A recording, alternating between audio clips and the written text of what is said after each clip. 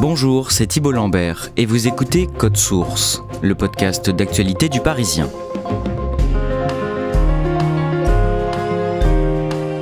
L'affaire des violences physiques et sexuelles du collège-lycée Notre-Dame de Bétharram prend de l'ampleur et en ce mois de février, elle ressurgit dans l'actualité au point de fragiliser le Premier ministre François Bayrou.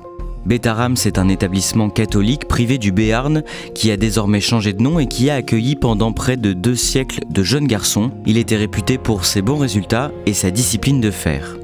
Il y a un an, en février 2024, 33 anciens élèves avaient porté plainte pour dénoncer des sévices physiques et sexuels de la part d'enseignants et de surveillants lorsqu'ils étaient adolescents. Et par la suite, nous avions réalisé un épisode de Code Source pour raconter les faits. Aujourd'hui, on a choisi de vous faire réécouter cet épisode et de l'actualiser. Julien Dufay, journaliste au service politique du Parisien, nous rejoint à ce micro et ensemble, on va expliquer comment cette affaire s'est invitée dans l'actualité politique. Julien Dufay, avant de réécouter l'épisode que nous avions consacré au déclenchement de cette affaire d'abus physiques et de violences sexuelles à Notre-Dame de Bétharram, et pour bien comprendre la polémique que nous raconterons ensuite, la polémique politique, expliquez-nous en quoi l'actuel Premier ministre, François Bayrou, est lié à cet établissement privé du Béarn. Déjà, il y a une raison purement géographique. Bétharram, c'est à une grosse dizaine de kilomètres d'un village qui s'appelle Bordère, qui est en fait le village de naissance de François Bayrou. C'est là où sa famille avait une ferme, c'est le fief familial. Et c'est aussi au cœur de sa circonscription, puisqu'il va être élu député des Pyrénées-Atlantiques en 1986. Et naturellement, c'est là où il va se tourner pour scolariser plusieurs de ses 6 enfants. Et c'est aussi là que sa femme, Elisabeth, va travailler comme professeur de catéchisme. Donc c'est un établissement que connaît très bien François Bayrou. Et il était aussi ministre de l'Éducation nationale, François Bayrou. Oui, il est ministre de l'Éducation nationale entre 1993 et 1997. Donc il est ministre de l'Éducation nationale au moment où la première plainte pour violence physique en 1996 va être déposée par un parent d'élève dont le fils a été violenté. Et il se trouve que cet élève est scolarisé dans la classe d'un des fils de François Bayrou. Alors on va donc maintenant rappeler cette affaire dans le détail avec cet épisode du 25 mars 2024. On avait Timothée Boutry du service police-justice du Parisien à ce micro. C'est lui qui avait à l'époque recueilli des témoignages de victimes. Il s'était même rendu sur place dans le Béarn. Vous allez l'entendre, on évoquait déjà François Bayrou. On écoute et on se retrouve juste après. Timothée Boutry, toute cette affaire débute au mois d'octobre 2023 grâce à un homme qui est âgé d'une 50aine d'années. Est-ce que vous pouvez nous le présenter ? Alors il s'appelle Alain Esquer et il habite à Bétharram exactement, dans le village. Alain Esquer a fait tout son collège à l'Institut Notre-Dame de Bétharram, donc entre 1980 et 1986.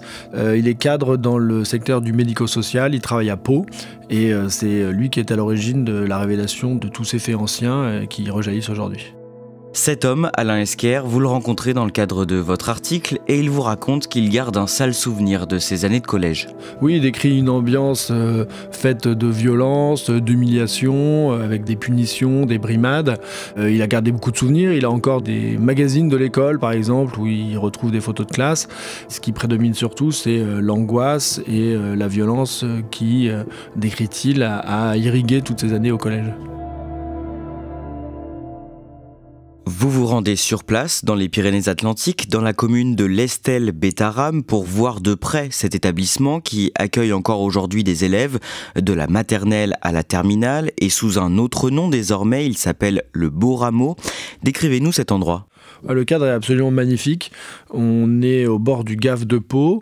On est au pied des Pyrénées, en fait. Il y a les sommets enneigés qui surplombent au loin.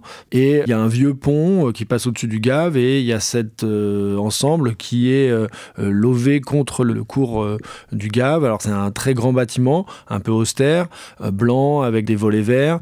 Et il y a un peu plus haut une cour qui, elle, par contre, est un peu abandonnée. Il y a des herbes folles et même en encore plus haut, il y a l'ancien bâtiment du lycée qui, lui, est totalement abandonné, délabré. Et c'est vrai que le lycée, maintenant, est dans une autre commune.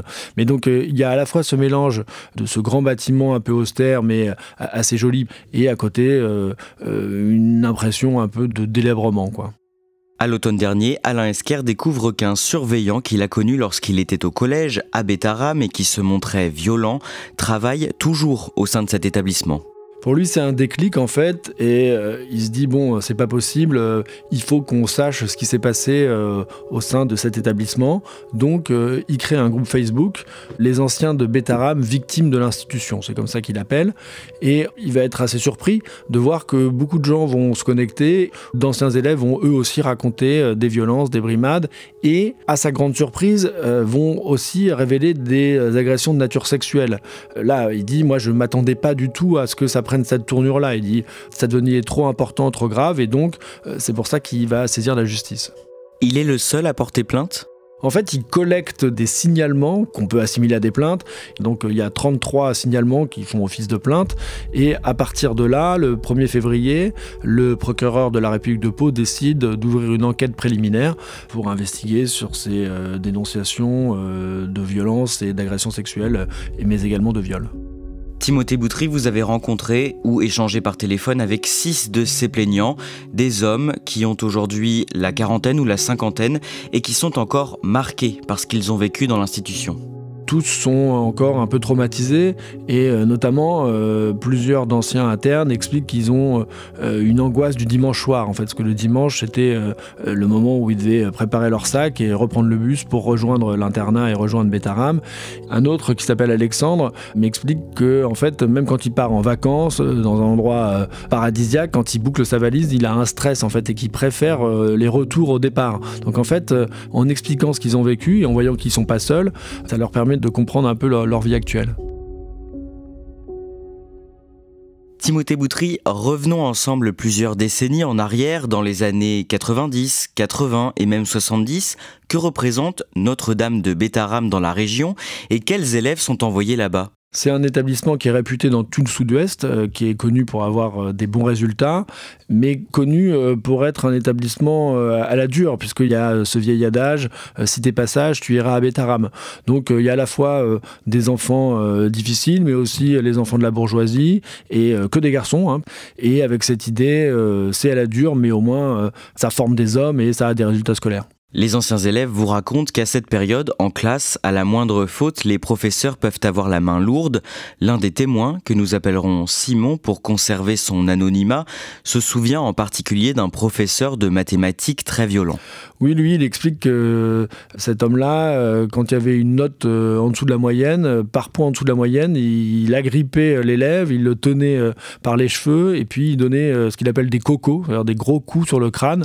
Il dit que c'était vraiment quelque chose très douloureux, il fallait quelques minutes pour s'en remettre. La nuit, les élèves qui sont pensionnaires sont soumis à un règlement qui est très strict.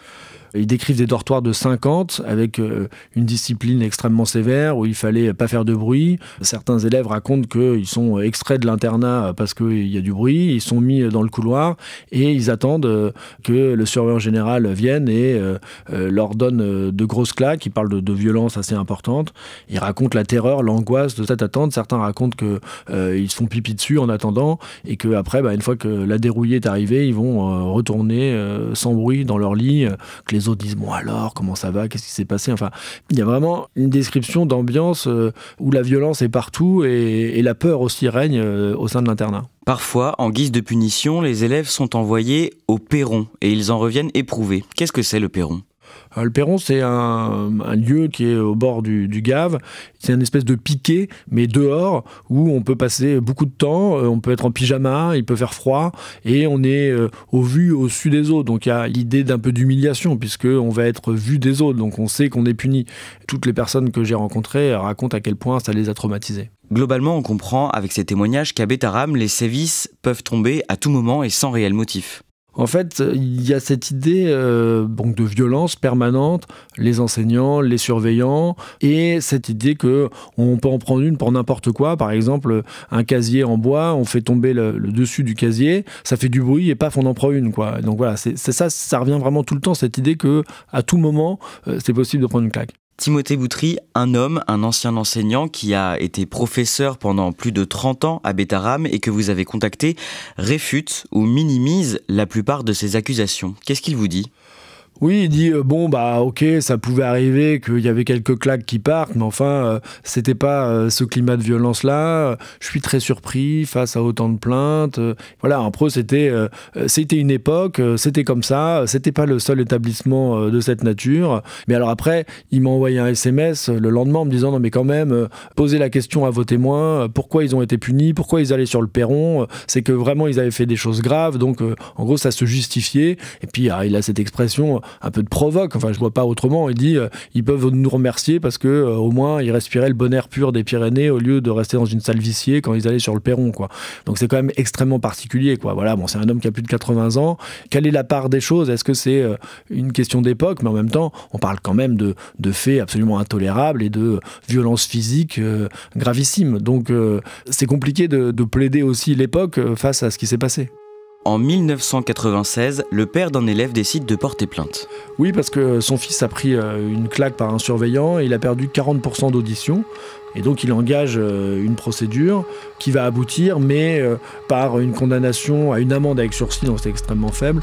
Moi je me suis entretenu avec l'avocat de ce jeune de l'époque, et il raconte que il avait senti une hostilité quand il avait engagé ces poursuites, parce que Bétharram c'est une institution, il dit on avait le sentiment qu'on gênait, quoi.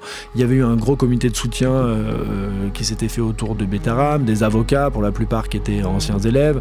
Les conséquences, elles ont été importantes aussi pour la famille, puisque le père de ce jeune qui a été frappé était membre de l'association des parents d'élèves, mais il a dû partir et puis finalement l'enfant a quitté l'établissement. À Bétharram, les religieux ont toujours fait de la discipline le pilier de leur enseignement. Discipline de fer, avec châtiment corporel il y a encore quelques décennies, mais officiellement bannie depuis. Peut-être pas tout à fait, si l'on en croit ce père de famille, dont le fils de 14 ans a été frappé il y a 1 an par le surveillant général. Résultat, le jeune élève est aujourd'hui sourd d'une oreille à 40%. Mais ce n'est pas tout. En décembre dernier, pour un chahut de dortoir, ce garçon a dû subir une punition d'un autre âge. Le surveillant de dortoir le prend à partie, l'envoie dehors au perron en slip, en t-shirt, en sandalette, alors qu'il faisait 0 degré, que la France était sous le froid. C'était le 5 décembre, entre 20h45 et 21h55. Il est resté donc 1 heure dehors, traumatisé, sans comprendre l'injustice. En plus, avec les doigts de pied gelés, les mains gelées, le corps gelé. Timothée Boutry, de nombreux témoignages mentionnent un surveillant qui était surnommé Cheval. Alors son surnom c'est Cheval parce qu'il avait une chevalière et qu'il avait l'habitude de retourner quand il mettait des claques aux élèves. Il a travaillé quelques années au sein de l'institution et c'est vrai que lui, tout le monde s'en souvient, c'était le surveillant principal et il apparemment se démarquait par sa violence en fait. Un des plaignants, Jacques, que vous avez aussi contacté, dénonce des violences sexuelles de la part de cet homme. Oui, Jacques, il est très marquant parce que c'est un solide gaillard, il a fait du rugby, il était première ligne, il a plus de 50 ans. Et en fait, il va un peu se liquéfier en confiant son témoignage, puisqu'il raconte que, hormis les violences physiques, lui, il lui arrivait de subir des attouchements de la part de ce surveillant, des attouchements sexuels, bien sûr. Et qu'à l'époque, il ne savait pas en parler, il n'a pas su quoi dire, et que tout ça est en train de remonter. Il raconte aussi les conséquences que ça a eu dans sa vie, des idées noires, suicidaires, des relations sentimentales chaotiques, il s'est mis à boire. On a vraiment le témoignage de quelqu'un dont la vie a été vraiment fracassée par ce qu'il a vécu enfant, et qui reprend le dessus, décide de témoigner, et décide lui aussi de saisir la justice. Et lui, il décrit des faits évidemment bien plus graves. Ce surveillant, Cheval, n'a jamais été inquiété par la justice. On sait ce qu'il est devenu ensuite ? Il était au sein de Bétharram il y a vraiment plusieurs années, dans les années 80. Après, il est parti et il a travaillé dans un autre établissement privé catholique ailleurs en France. Et il est parti à la retraite il y a quelques années. Alors, j'ai pas réussi à rentrer en contact avec lui, évidemment. J'aurais souhaité m'entretenir avec lui, bien sûr.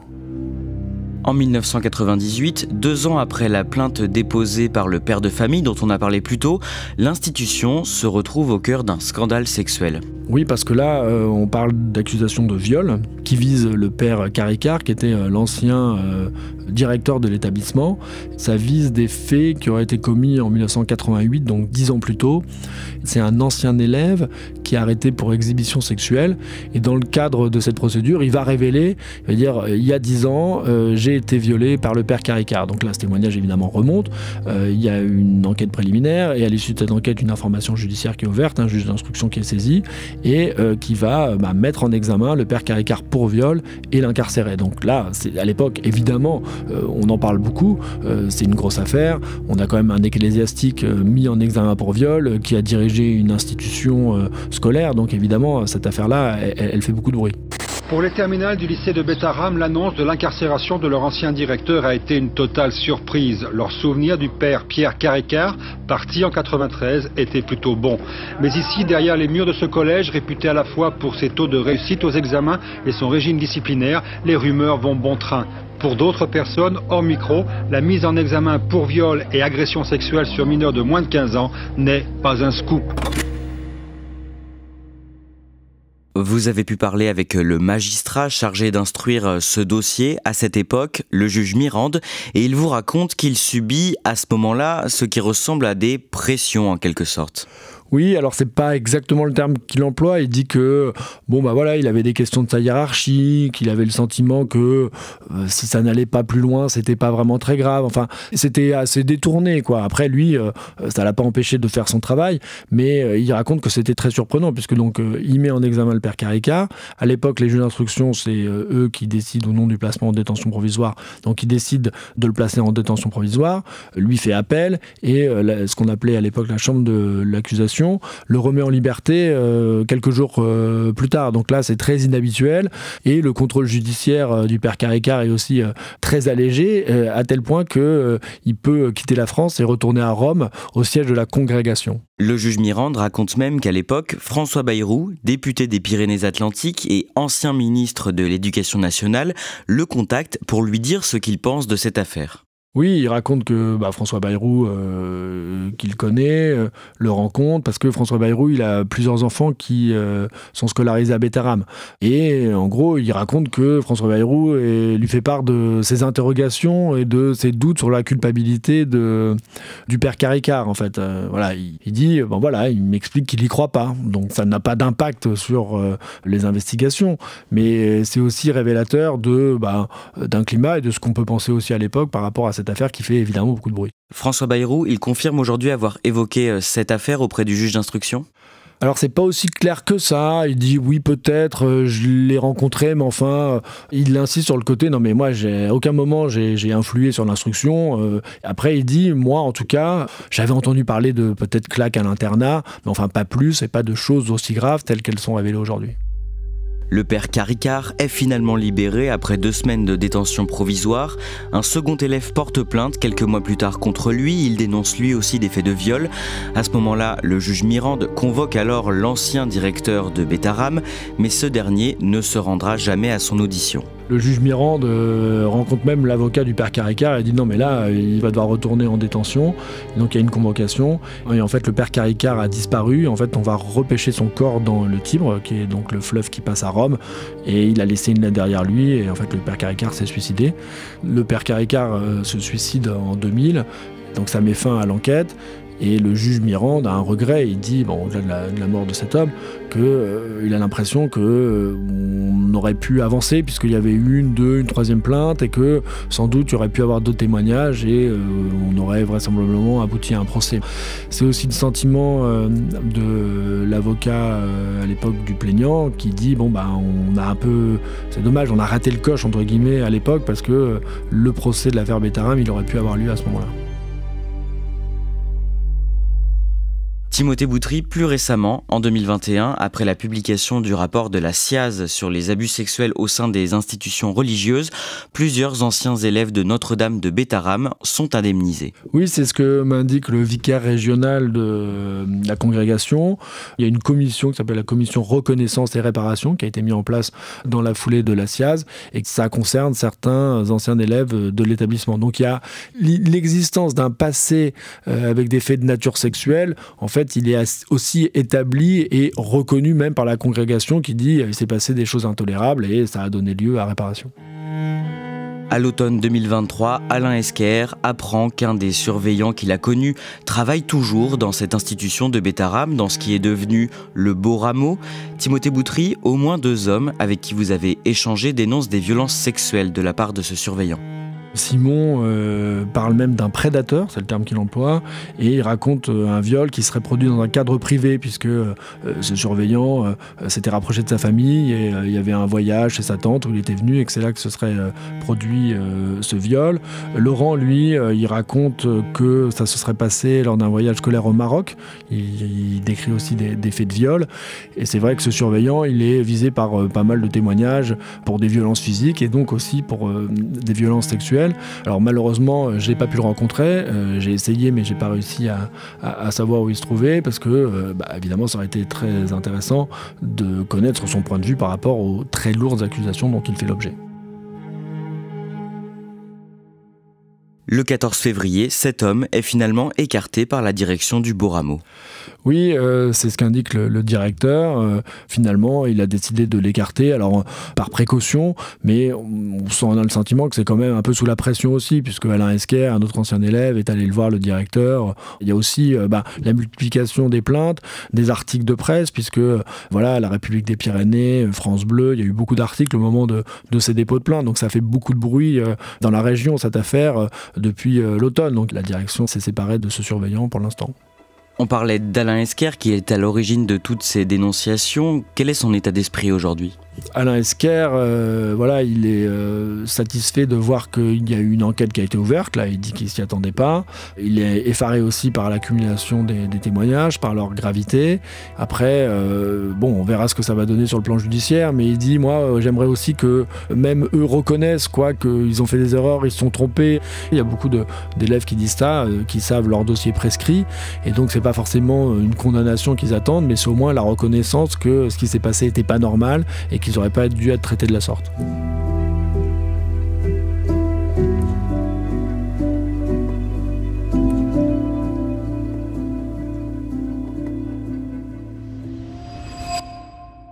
Julien Dufay, on vous retrouve maintenant pour raconter la suite de cette affaire qui a pris une tournure politique. Depuis que nous avons diffusé cet épisode, il y a eu la dissolution de l'Assemblée nationale au mois de juin, un premier gouvernement éphémère mené par Michel Barnier, renversé au bout de 3 mois par l'Assemblée nationale, et le président Emmanuel Macron qui nomme François Bayrou à Matignon le 13 décembre 2024. Cette année, le 5 février, le site d'investigation Mediapart publie des révélations sur l'affaire des viols à Bétharram, des révélations qui ciblent l'attitude de François Bayrou à l'égard de l'institution. Qu'est-ce qu'on apprend en clair ? Alors d'abord, Mediapart en parle parce que c'est devenu tentaculaire. Il y a 112 plaintes qui ont été recensées par le collectif des victimes, et donc François Bayrou qui ressurgit dans cette affaire. Et ce qu'on apprend, c'est que, en tout cas c'est la thèse du site d'investigation, c'est que François Bayrou ne pouvait pas ignorer les plaintes pour violence et les plaintes ensuite pour viol qui avaient été déposées par des anciens élèves, et même ne pouvait pas ignorer le climat en fait qui régnait dans cet établissement. Le site s'appuie sur des témoignages de parents d'élèves et aussi sur les témoignages d'une professeure de mathématiques qui explique, qui assure avoir à ce moment-là alerté François Bayrou et lui a même envoyé un courrier au Conseil général des Pyrénées-Atlantiques dont il était le président. La parole est à monsieur Paul Vannier. Le mardi 11 février, à l'Assemblée nationale, le député insoumis Paul Vannier, qui s'est emparé de cet article, interpelle François Bayrou dans l'hémicycle. Donc Paul Vannier lui demande assez directement « Monsieur le Premier ministre, pourquoi n'avez-vous pas protégé les élèves de l'école Notre-Dame de Bétharram, victimes de violences pédocriminelles ?» Et donc dans sa réponse, François Bayrou va dire qu'il n'avait jamais été informé de quoi que ce soit. Alors j'affirme Je n'ai jamais été informé de quoi que ce soit de violence ou de violence a fortiori sexuelle. Jamais. Et j'ai 2 preuves pour cela.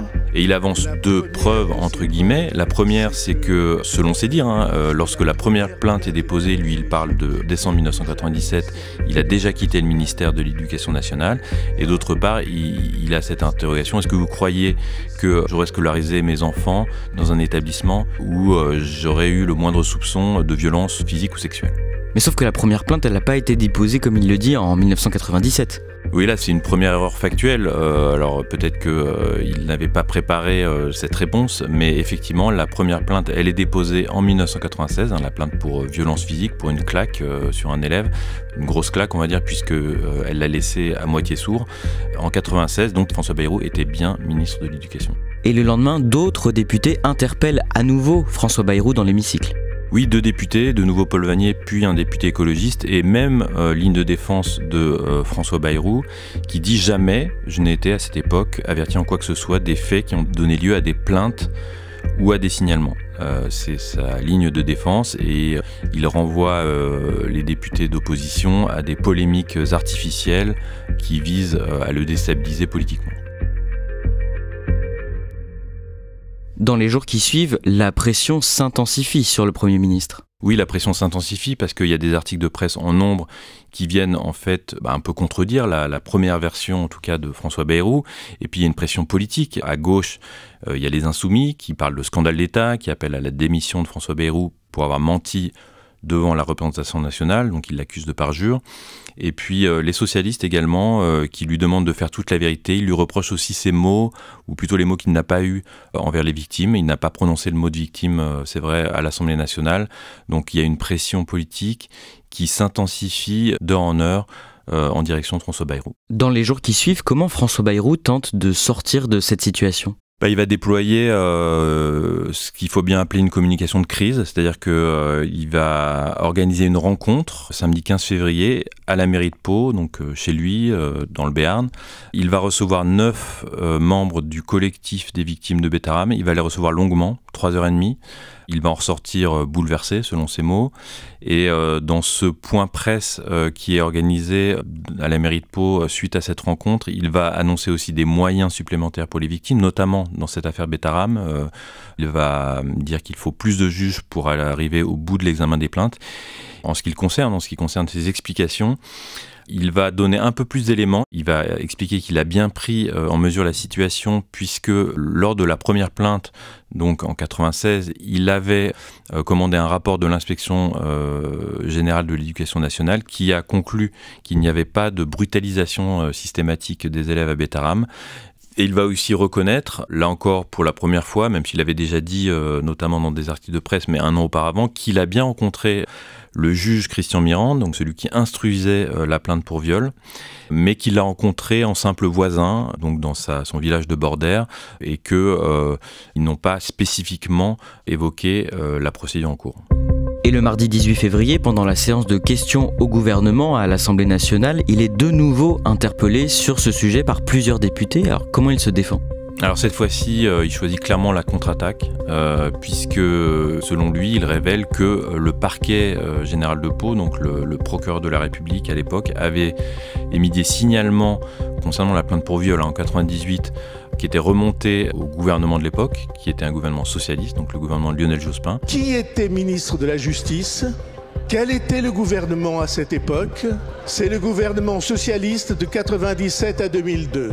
Et il met en cause nommément la ministre de la Justice de l'époque, Elisabeth Guigou, mais aussi la ministre déléguée à l'enseignement scolaire, qui est une certaine Ségolène Royal, en laissant entendre clairement qu'elle ne pouvait pas, ignorer cette plainte pour viol. Qui était la ministre chargée de l'enseignement scolaire ? C'était Ségolène Royal. Que s'il y avait eu des décisions politiques à prendre, cela relevait du gouvernement socialiste de l'époque. J'affirme donc, je pose la question à mon tour. Qu'est-ce qui a été fait après les signalements du procureur général pour que soient entreprises les démarches que vous recommandez ? Julien Dufay, l'instruction est toujours en cours et cette affaire est loin d'être terminée. Au moment où on enregistre ces questions, le jeudi 20 février, plus de 130 plaintes ont été recensées par le collectif des victimes de Betaram et 3 personnes sont placées en garde à vue. Quoi qu'il en soit, le Premier ministre et son entourage semblent avoir sous-estimé la portée de cette affaire. Oui, il y a clairement une sous-estimation et une impréparation aussi de la réponse à la fois politique et sur les faits. Nous, on a vu des échos que lorsqu'il a été interrogé pour la première fois, il pensait que sa réponse suffisait et que la polémique, entre guillemets, allait s'éteindre d'elle-même. On a vu qu'il n'en a rien été. Et même parmi ses proches, on reconnaît quand même qu'il a été imprécis, il a une communication assez filandreuse qui a nourri un peu aussi les suspicions qui ont fait que cette affaire maintenant le poursuit comme un sparadrap depuis 15 jours et ce n'est peut-être pas fini.